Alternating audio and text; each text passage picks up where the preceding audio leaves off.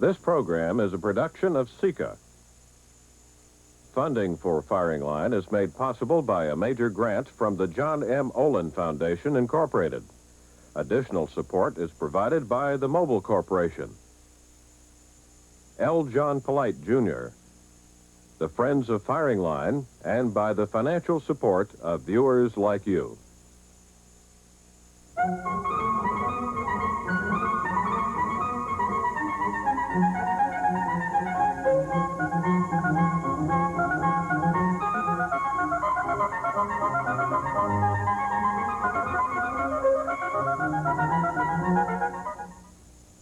Welcome to Firing Line. I'm Michael Kinsley of the New Republic magazine.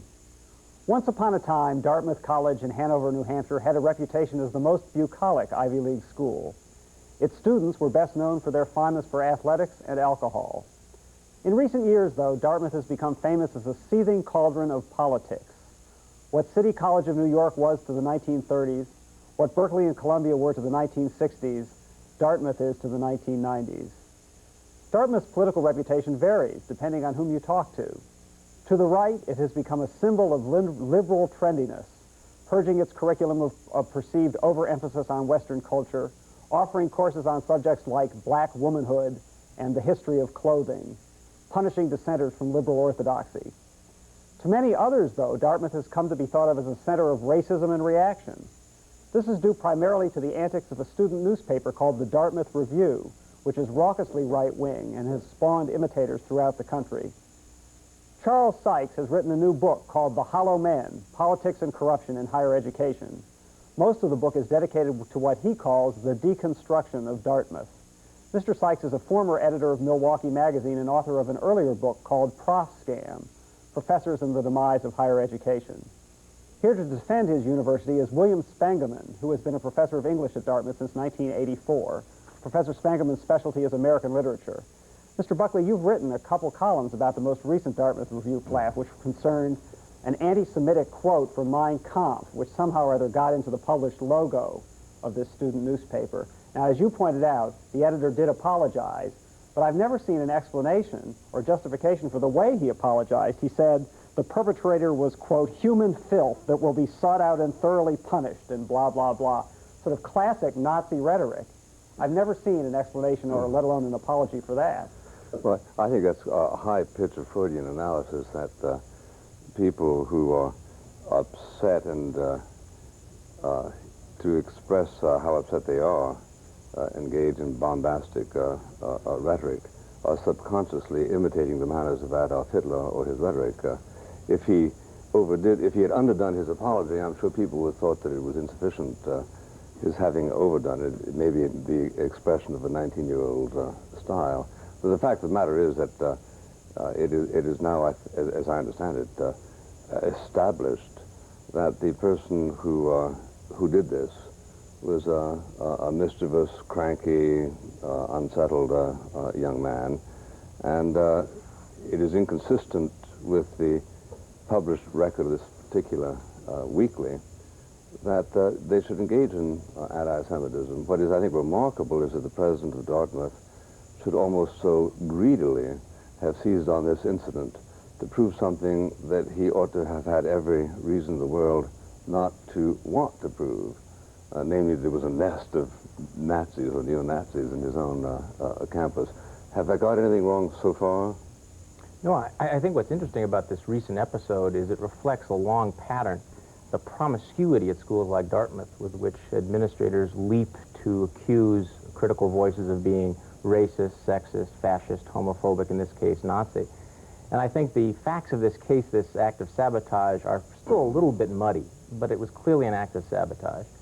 And what was striking was the leap to judgment on the part of the administration, which immediately held rallies against hate, said the Dartmouth Review criticizes blacks because they're blacks, women because they're women.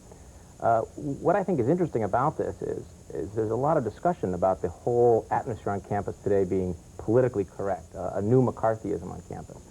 And this, I think, what attracted me to the whole Dartmouth case was I think you can almost trace the development of this kind of intellectual atmosphere on this very, very small college, where you find a student newspaper that has really over the years challenged this liberal arts college's commitment to tolerance and to the diversity of ideas. And unfortunately, the college has not really passed that test very well. Have you got a comment on that, Professor Spengemann? Well, I think the college is, as a result of all this brouhaha, quite an interesting place to be these days. Certainly, I suspect more interesting than it was when 4 years at Dartmouth College was like 4 years' duty in a submarine. That is, when there were no roads up there and you went up and holed up in an igloo for the winter, you know. It's really quite a bustling place, a lot going on.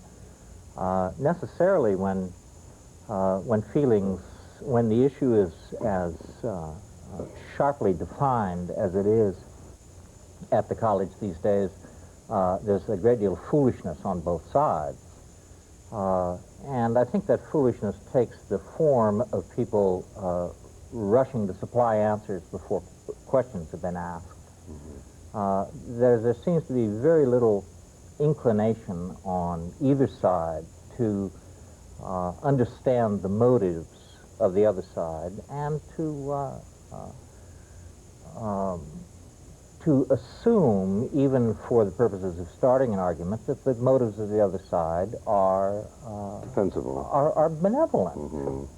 The immediate assumption is that the other side must be acting out of some malevolent principle, and to impugn the motives of the other side. And that's what heats up the debate. That if... well, but that's an interesting intellectual question, isn't it? Because the presumption is that everybody is benevolent, right? On the other hand, one reaches a point in which one is required by intellectual rigor to say, no, you know, this, you may think this is benevolent, Professor, but I'm terribly sorry, it really isn't. You're screwing up the curriculum, you're disorienting people morally and intellectually, and whatever you think of it, it's malevolent in its impact. Now, that point has to be reached, doesn't it? And certainly President Friedman has reached it in respect of the kid editors, and the editors have reached it in respect of the dominating axis in Dartmouth. So oughtn't one to proceed past that benevolent point?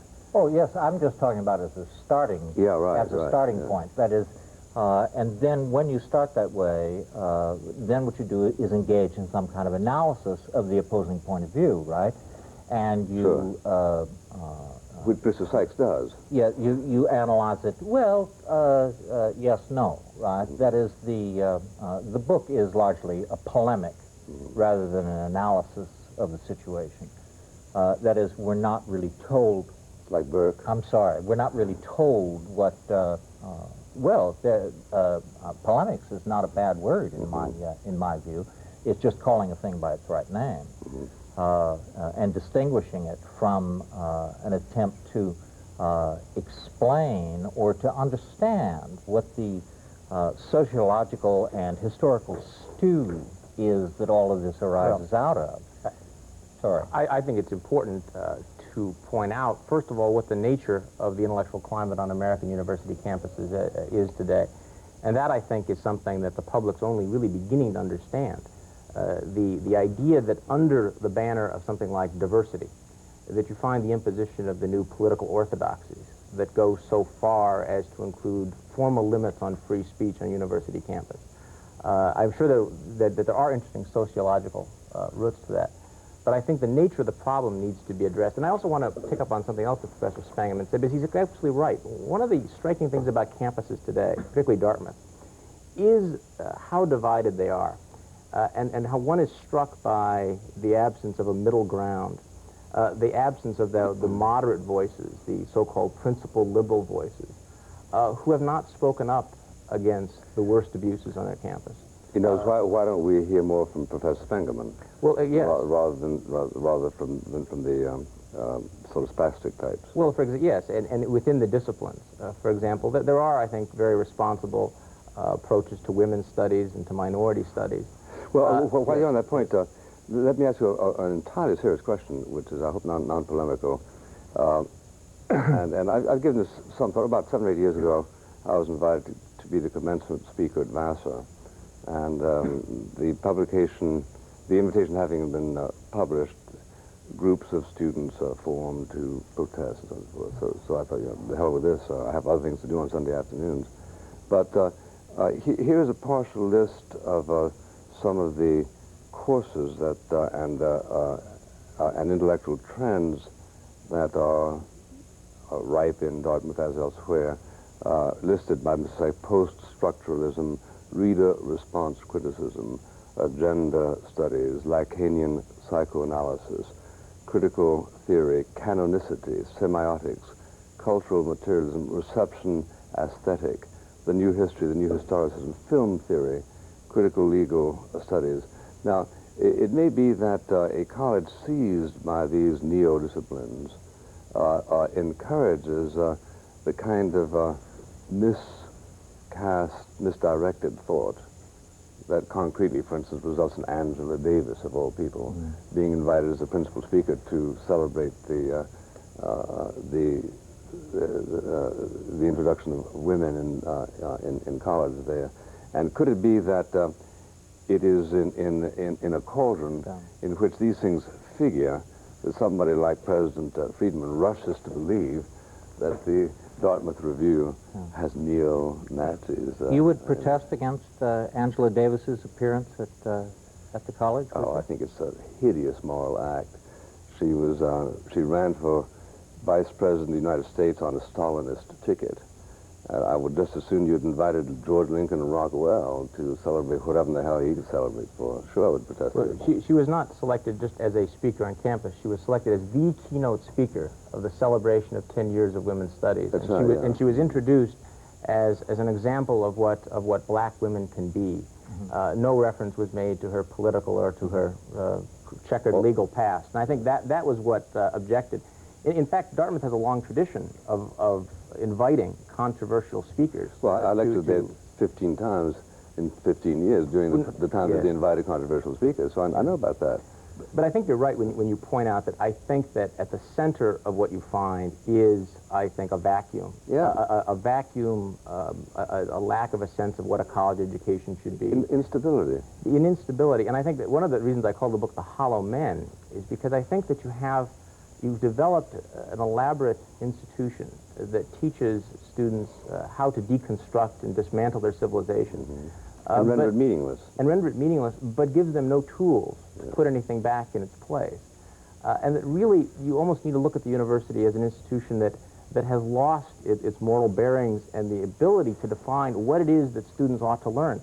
Otherwise, you can't really explain how it is that you can graduate from so many institutions of higher learning without ever studying any history, without ever studying any literature, without ever taking a course in philosophy. So what you have is you do have students who learn how to deconstruct great works of literature without having been trained in critical thinking, who are able to tell you about the economic imperialism of the West without ever taking a course in economics.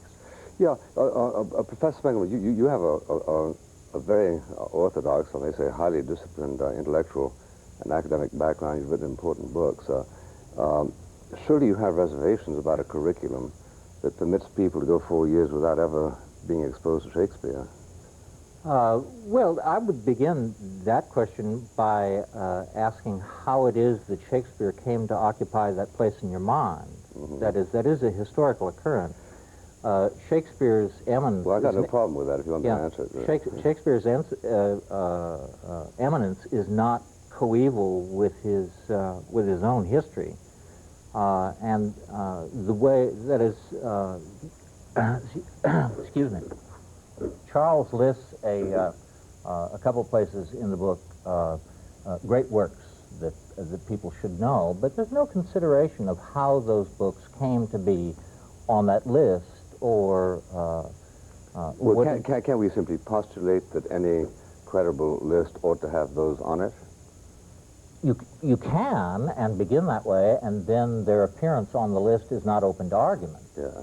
I was on the panel of the new great book series in Chicago, and you know, there were lots of quarrels about which the last 20 books ought to be, but none whatever about which the first 80 ought to be. I can't imagine anybody say Shakespeare doesn't belong there. I can imagine someone saying it if you put me in the right period of time. Well, That is, if you put me in the middle of the 18th century, I can imagine somebody saying that. I can also Sure. imagine it at the time when the only way you could learn Shakespeare in American colleges was to join a Shakespeare club off campus because it was not allowed in the curriculum. I know, but surely the idea of education is to take you from dark intellectual ages into lighter intellectual ages, and unless we assume that some kind of intellectual and aesthetic progresses can be made, then one wonders whether the whole exercise is nihilistic. There was a time when Bach manuscripts were used to paper the walls in cathedrals in which he had served as cantor. Right. It was 100 years before the St. Matthew's Passion was replayed. But that is an aesthetic darkness from which we would hope definitively to have emerged. Yeah. But and like the Greeks, we always see our own position as the light and everybody else's as the darkness. Except that I think the debate is larger than the implication that you're making, that it's just we can disagree about which books belong on the curriculum.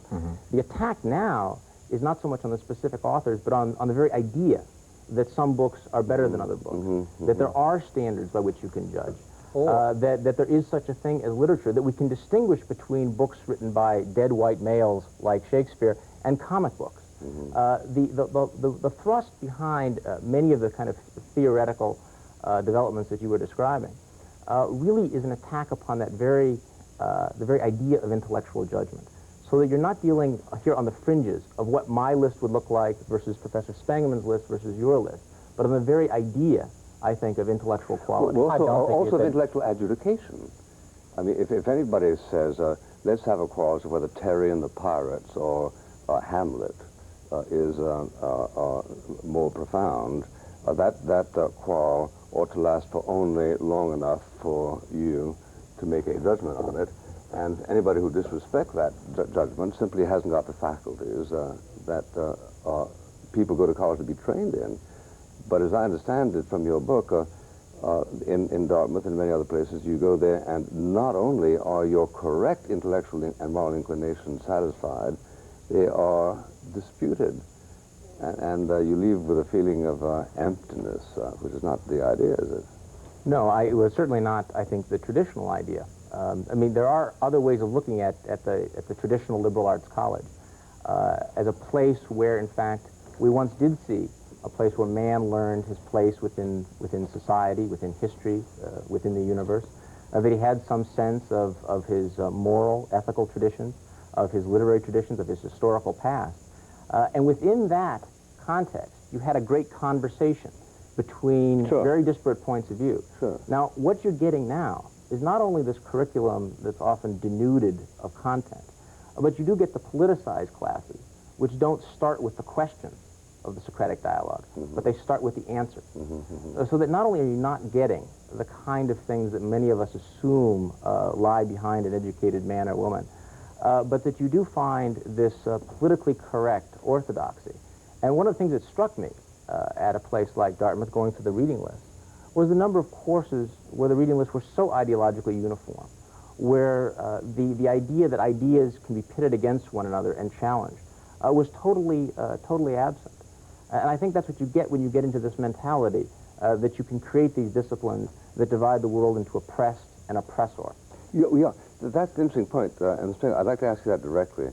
I hope it won't embarrass you, but the famous case of Professor Cole, he was a music professor, and he was black. The kids actually recorded 1 hour of his class, which consisted mostly of lewd references to this, that, and the other, complaints about racism, and so very little about music. And now this was turned into a racist expose. Why should it have been motivated by racism in the judgment of the critics of the people who transcribed that lecture?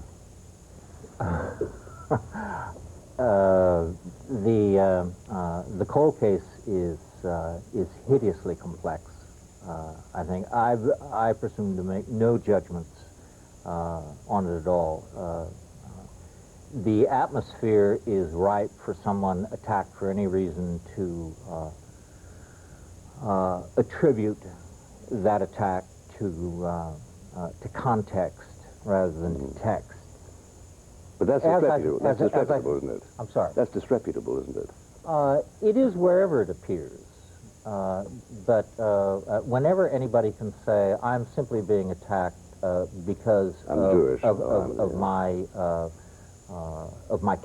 some category of some kind, and choose not to defend his or her own position on its own merits, that's a problem. But the atmosphere is right for that. But this is the atmosphere that's dominating, the victim politics, the politics of accusation, the fact that you cannot criticize the teaching or the conduct of a black professor for risk of being called a racist. And I think that this is one of the things that has definitely shaped the political climate and the intellectual climate. There are so many professors around the country who are now saying that they will not teach courses dealing with race relations because the intellectual climate on their campus is such they can be attacked whatever they do or they don't say. Now, in the case of Professor Cole, you had a professor whose competence was obviously lacking, who physically threatened co-eds on his campus with bodily harm, who went to dormitories and pounded on the doors of co-eds on that campus, who broke the camera attachment of student journalists attempting to interview him, and yet was never disciplined.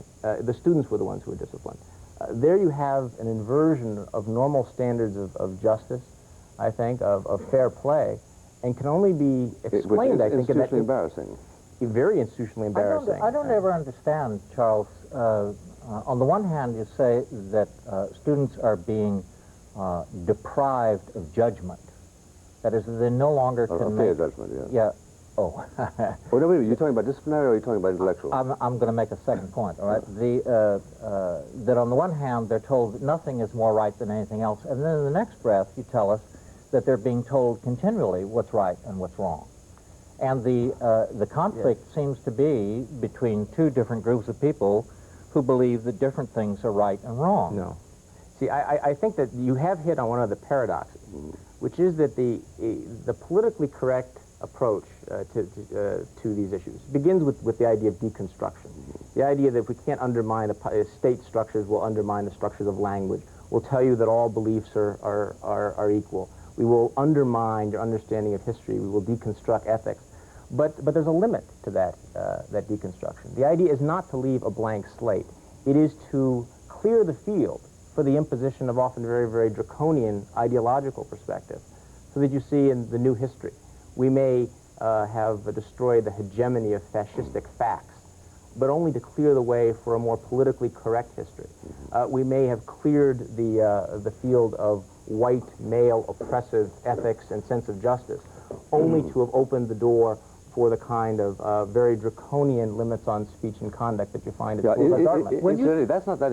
I made this point in a book I wrote 40 years ago, God Man at Yale. Yes, precious. I said Yale gets away with a lot because of academic freedom, but don't think for 1 minute that there isn't an orthodoxy at Yale. There's the correct way and the incorrect way to think. 23 out of 23 members of the faculty of the political science department voted for Truman over against Dewey. Now, that wasn't necessarily an aesthetic preference. And it's true in that situation I was criticized as mostly behind doors as, that Catholic.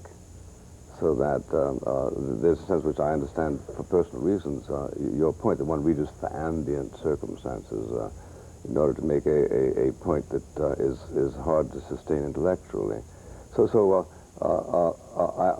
Although it is an apparent paradox that under academic freedom, every point of view, or under destructuralism, there is no such thing as point of view, there is nevertheless the politically correct person and the politically correct position.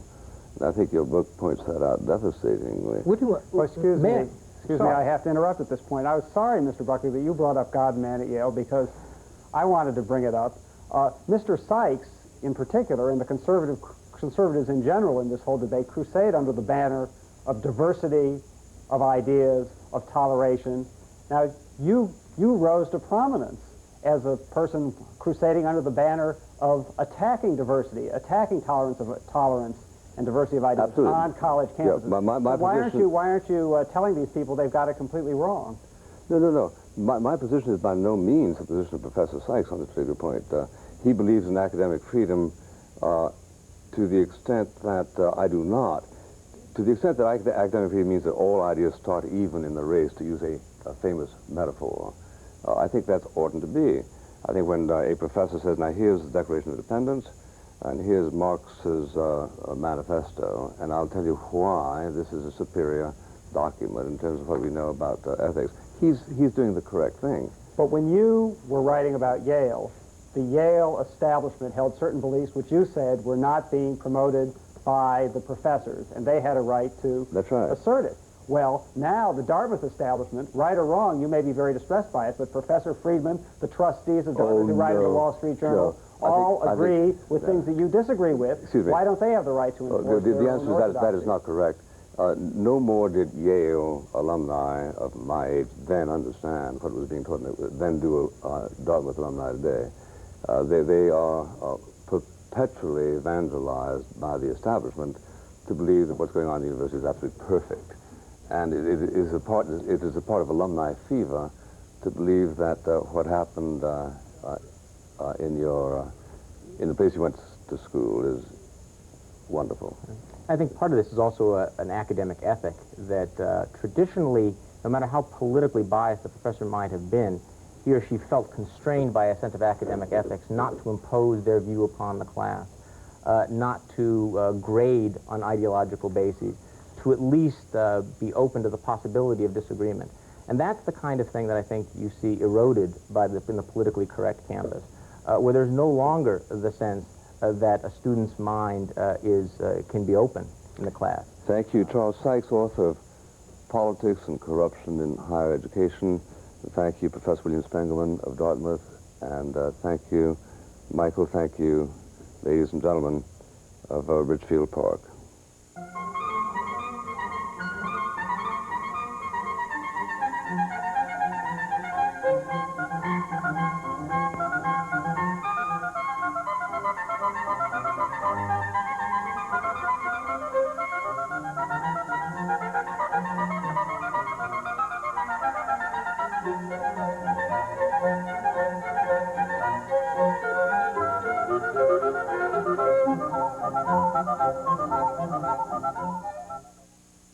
Funding for Firing Line was made possible by a major grant from the John M. Olin Foundation, Incorporated. Additional support is provided by the Mobile Corporation, L. John Polite, Jr., the Friends of Firing Line, and by the financial support of viewers like you.